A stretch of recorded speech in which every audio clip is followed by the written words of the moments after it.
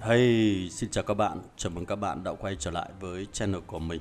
Trong video clip ngày hôm nay thì mình sẽ giới thiệu với các bạn một cái sĩ quan mới ở trong quầy rượu trong cái bản cập nhật sắp tới. Ok.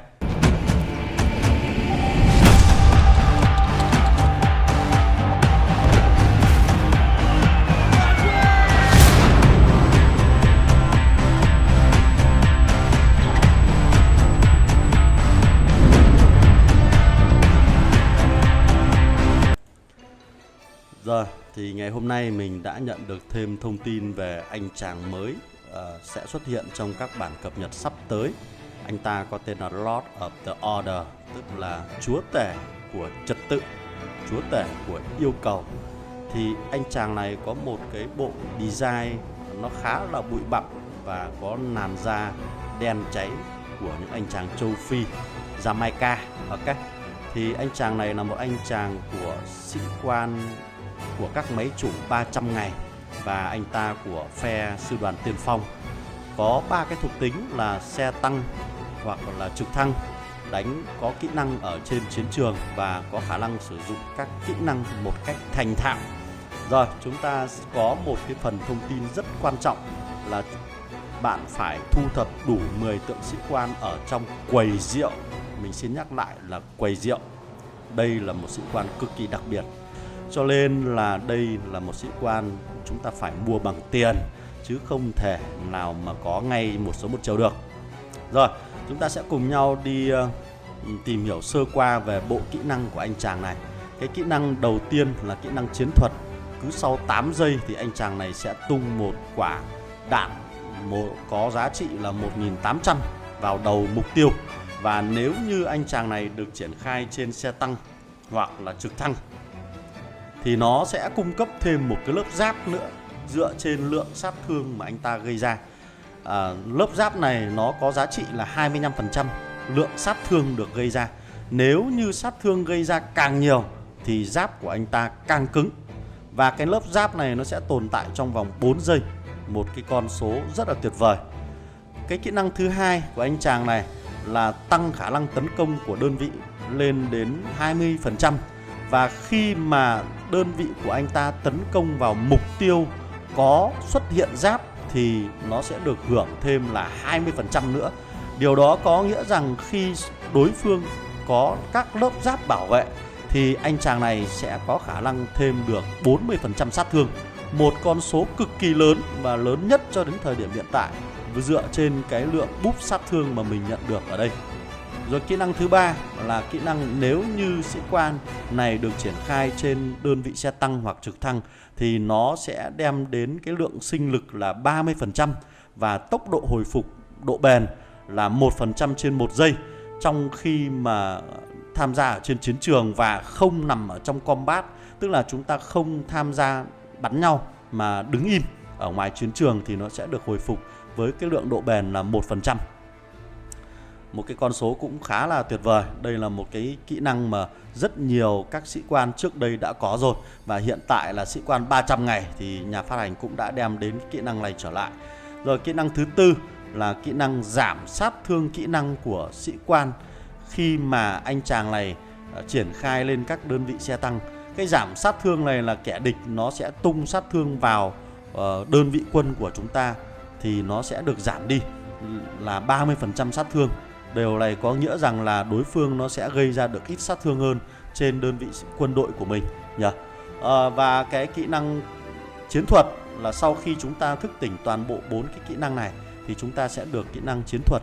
Cái kỹ năng chiến thuật này nó khá là đặc biệt bởi vì nó phụ thuộc vào độ may mắn, là nếu như sĩ quan này được triển khai trên đơn vị xe tăng hoặc trực thăng thì tất cả các sĩ quan, lưu ý nhé, tất cả các sĩ quan, có nghĩa rằng là sĩ quan chính và sĩ quan phụ đều có 30% cơ hội để gây ra tỷ lệ chí mạng.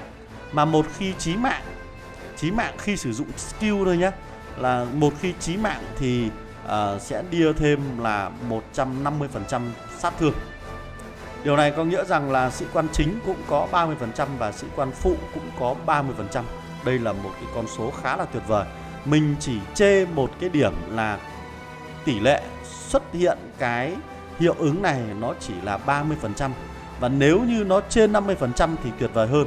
Tại sao lại như vậy? Là bởi vì chúng ta hình dung là cứ 8 giây thì chúng ta mới xuất được skill một lần. Mà 8 giây mới xuất skill một lần thì mà lần đó nó lại chỉ có 30% cơ hội. Nếu như cả sĩ quan chính và sĩ quan phụ đều rơi được vào 30% này thì quả là tuyệt vời. Đây là một lượng sát thương khổng lồ gây ra cùng một lúc cho một đơn vị. Nhưng nếu như nó không rơi vào 30% sát thương này thì 30% cơ hội này thì nó sẽ bị phí mất cái kỹ năng thức tỉnh.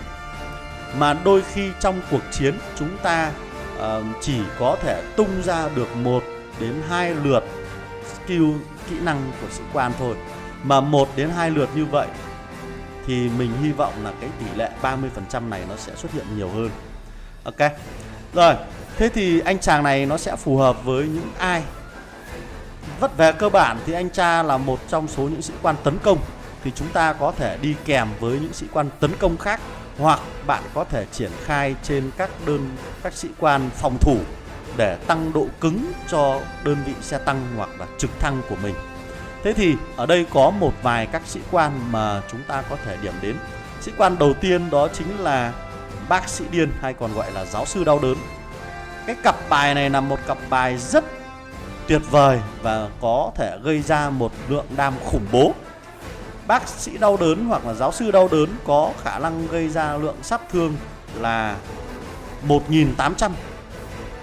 Và nếu như mà cái sĩ quan của anh ta có trên trên 70% HP thì anh ta lại có khả năng gây ra được thêm là 450 hệ số sát thương nữa, tức là hơn 2.000.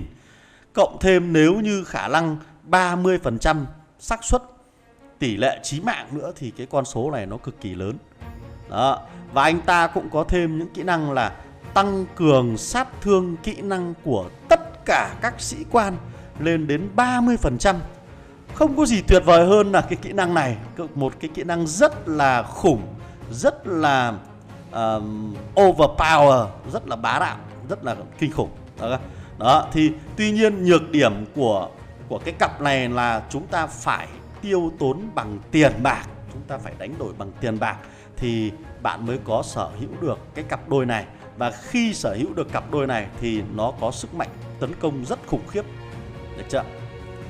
Rồi, cái trường hợp thứ hai là nếu như chúng ta thích lối chơi về phòng thủ thì bạn có thể cho bắt cặp với nữ bá tước gai.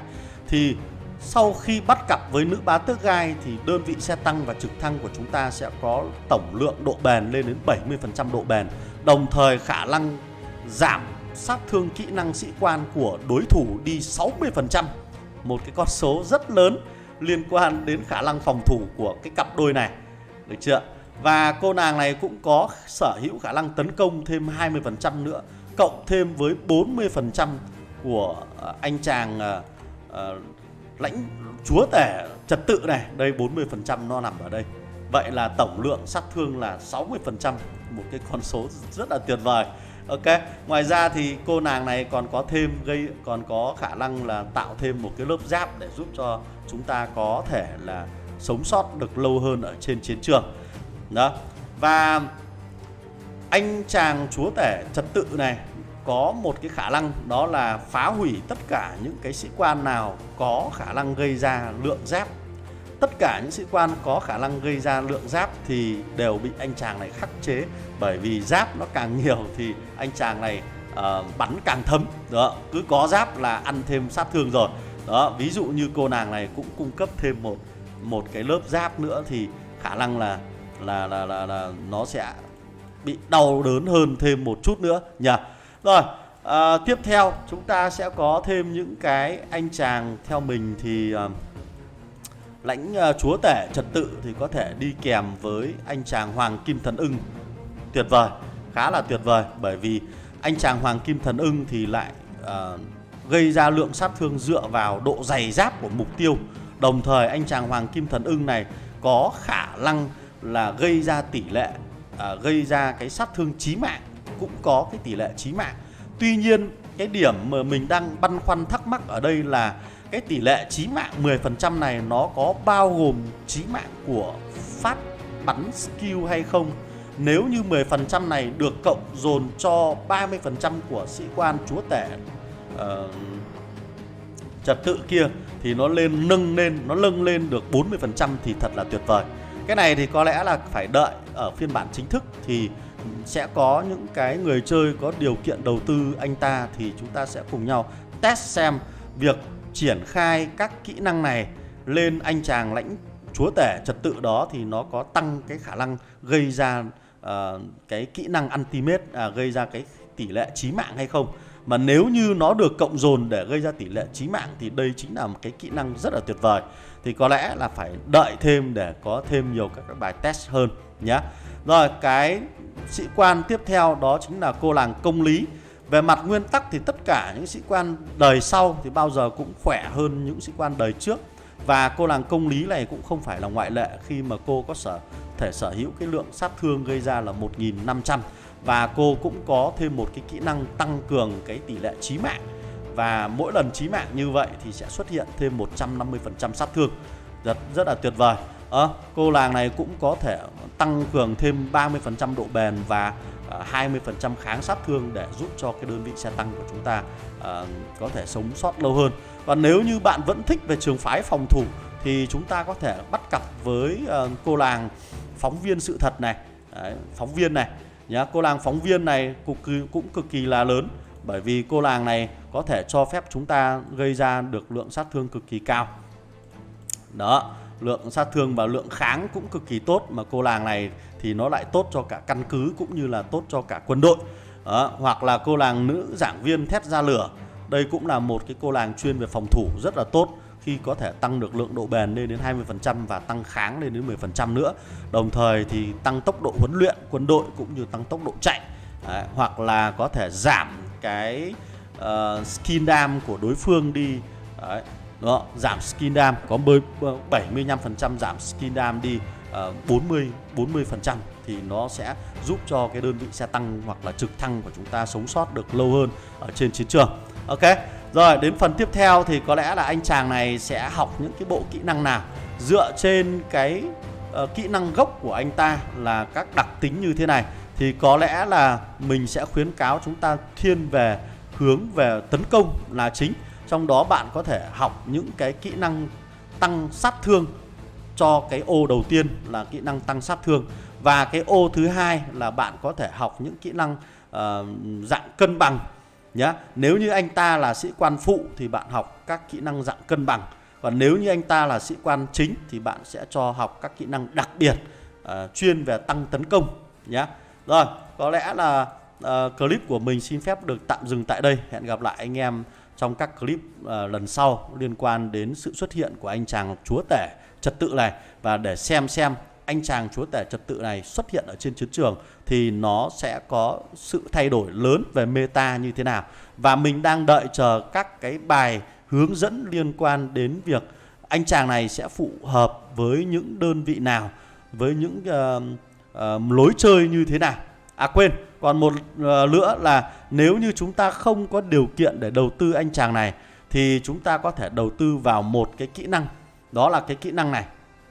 Đó, kỹ năng này là một kỹ năng rất đáng giá để cho tất cả các người chơi có thể đầu tư 180 tượng vàng, bởi vì anh ta cung cấp 20% sát thương, đồng thời nếu như đối phương có các lớp giáp thì chúng ta thêm 20% nữa là được 40% rồi. Quá là tuyệt vời nhá. Ok, thì đây chính là kỹ năng rất đáng giá, giống như anh chàng bác sĩ điên hoặc là giáo sư đau đớn. Cái kỹ năng gây ra sát thương, kỹ năng này là một trong số những kỹ năng rất đáng giá để cho bạn có thể học hỏi nhé. Đó, rồi còn bây giờ xin chào và hẹn gặp lại anh em ở trong các video clip lần sau. Goodbye.